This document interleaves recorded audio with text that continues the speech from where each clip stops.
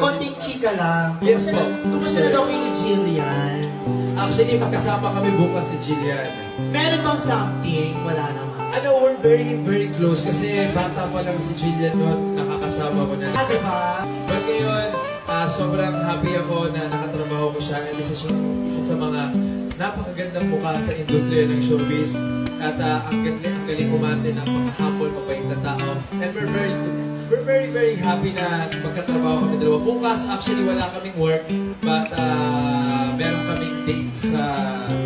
Lalabas kami bukas si Jillian. Wow! Sana all may date. Mag-ano kami, ipo-photoshoot namin siya. So, ipo-photoshoot ko siya.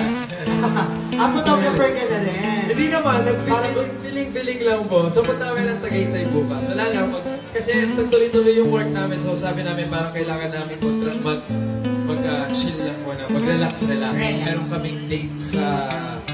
Lalabas kami bukas si Jillian.